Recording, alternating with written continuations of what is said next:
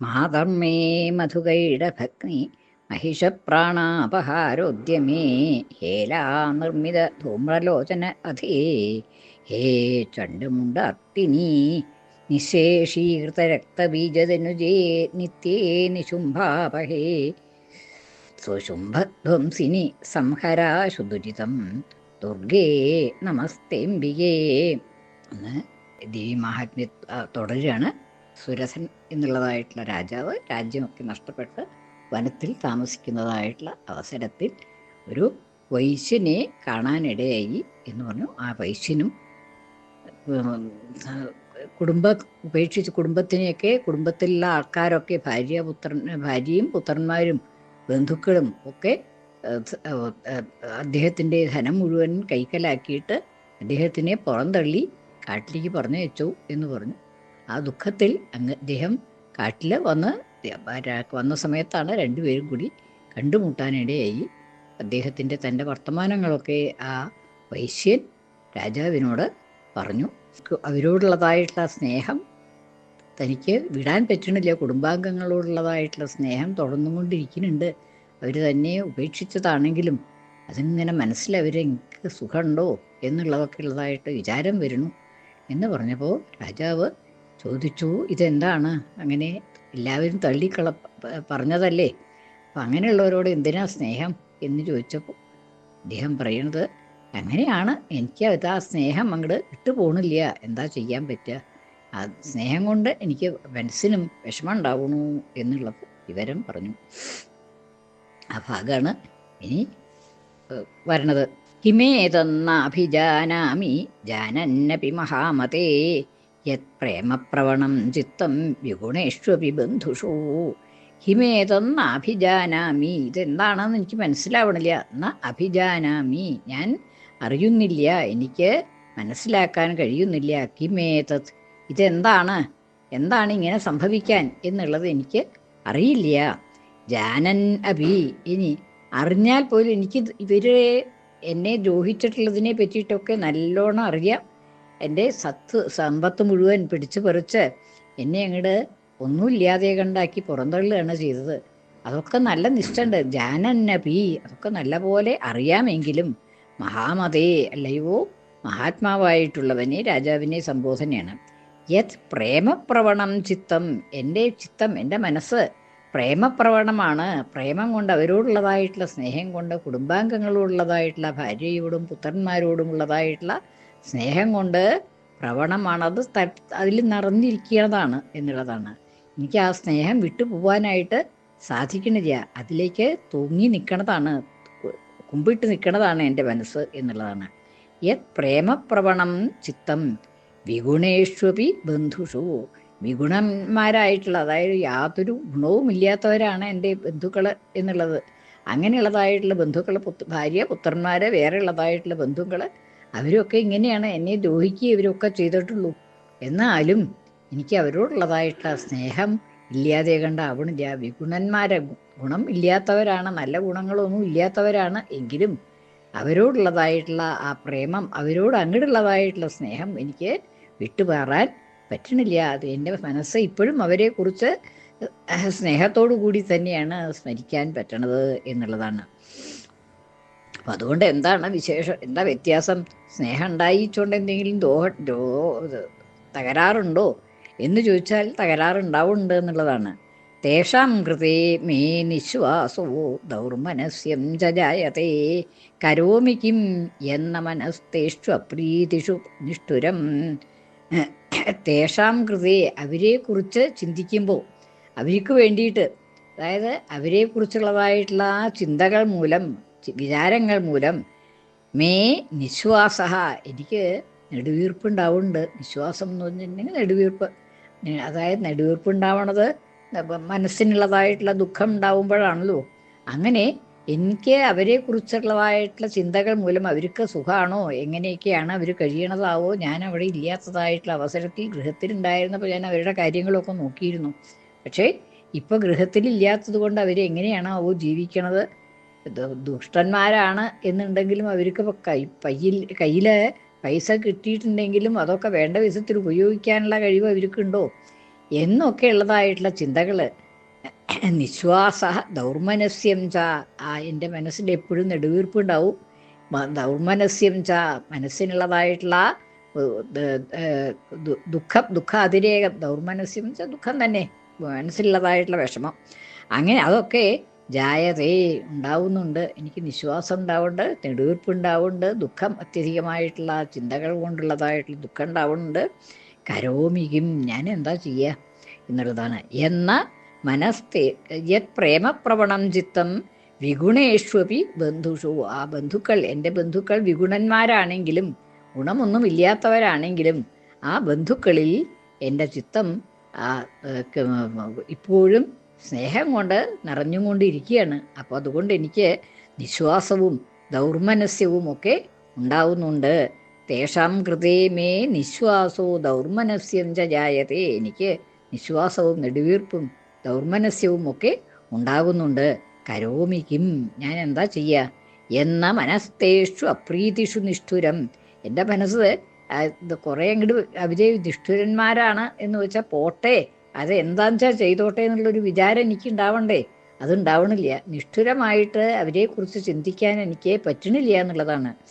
എന്ന മനഃ, എൻ്റെ മനസ്സ് തേഷു അപ്രീതിഷു, എനിക്ക് എന്നോട് അപ്രീതിയായിട്ടുള്ളതായിട്ടുള്ള അവരെക്കുറിച്ച്, സ്നേഹമില്ലാത്തതായിട്ടുള്ള അവരെക്കുറിച്ച്, അവരിൽ നിഷ്ഠുരമാവുന്നില്ല എൻ്റെ മനസ്സ്. അവരെക്കുറിച്ച് ചീത്തയായിട്ട് ചിന്തിക്കാനേ പറ്റണില്ല. സ്നേഹത്തോട് കൂടിയിട്ടല്ലാണ്ട് ഇപ്പോഴും അവരെക്കുറിച്ച് എനിക്ക് ചിന്തിക്കാൻ പറ്റണില്ല എന്നുള്ളതാണ്. നിഷ്ഠുരം, അങ്ങനെ നിഷ്ഠുരമായിട്ട് ഭവിക്കണില്ല എൻ്റെ മനസ്സ് എന്നാണ്. എന്ന മനഃ, എന്നാണ് അത് നിഷ്ഠുരമായിട്ട് ഭവിക്കുന്നില്ല. അതിന് അവരോടുള്ളതായിട്ടുള്ള കറ മനസ്സിൽ ഉണ്ടാവണില്ല എന്നാണ്. അപ്പം എങ്ങനെ രാജാവിനോട് പറഞ്ഞു കഴിഞ്ഞപ്പോൾ എന്താണ് പിന്നെ രണ്ടുപേരും കൂടിയിട്ട് എന്താ ഇതിന് കാരണം, ഇത് മനസ്സിൻ്റെ ഈ ദുഃഖം രാജാവിനും അതെ, രാജാവിൻ്റെ കുടുംബത്തെക്കുറിച്ചും രാജ്യത്തെ പ്രജകളെക്കുറിച്ചും ഒക്കെ ചിന്തയുണ്ട്. ആദ്യം തന്നെ പറഞ്ഞു കഴിഞ്ഞു. ഇപ്പം രാജാവ് കണ്ടതായിട്ടുള്ള ഈ വൈശ്യൻ്റെ സ്ഥിതിയും അത് തന്നെയാണ്. അവിടെ രാജ്യാവകാശമൊന്നും ഇല്ലെങ്കിലും മറ്റേത് രാജാവ് സ്വന്തം മക്കളെ പോലെയാണ് പ്രജകളെ സൂക്ഷിച്ചിരുന്നതെന്നൊക്കെ പറഞ്ഞു, രക്ഷിച്ചിരുന്നതെന്നൊക്കെ പറഞ്ഞു. അപ്പോൾ ആ പ്രജകൾക്ക് എങ്ങനെ ഉണ്ടാവോ എന്നുള്ളതായിട്ടുള്ള വിചാരം രാജാവിനുണ്ട്. ഇവിടെ വൈശ്യന് തൻ്റെ പുത്രന്മാരെ തന്നെ, സാക്ഷാൽ പുത്രന്മാരെയും ഭാര്യയെയും ഒക്കെ കുറിച്ചുള്ളതായിട്ടുള്ള ചിന്തയാണ് വൈശ്യനുള്ളത്. രണ്ടുപേർക്കും തുല്യ ദുഃഖിതരാണ് രണ്ടുപേരും എന്നുള്ളതാണ്. അപ്പം അതുകൊണ്ട് തതസ്ഥൗ സഹിതൗ വിപ്ര തം മുനിം സമുപസ്ഥിതൗ സമാധിർനാമ വൈശ്യോസൗ സച പാർത്ഥിവസത്തമഃ. രണ്ടുപേരും തൗ സഹ വൈശ്യ, അസൗ വൈശ്യ, ആ വൈശ്യനും പാർത്ഥിവസത്തമഃ, ആ രാജശ്രേഷ്ഠനും, രാജാവ് കേമനായിട്ടുള്ള രാജാവ് തന്നെയായിരുന്നു.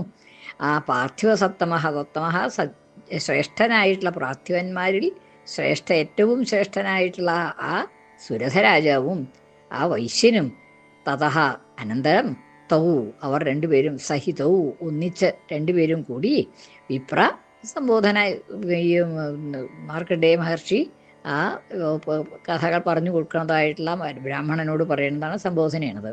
തം മുനിം സമുപസ്ഥിതൗ, ആ മുനിയെ സമീപിച്ചു. മഹർഷിയെ, അതായത് അവർ ആശ്രമത്തിലാണല്ലോ എത്തിച്ചേർന്നത്.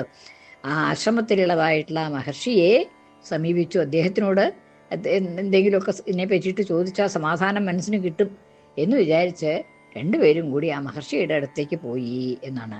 തം മുനിം, ആ മഹർഷിയെ സമുപസ്ഥിതൗ സമീപിച്ചു.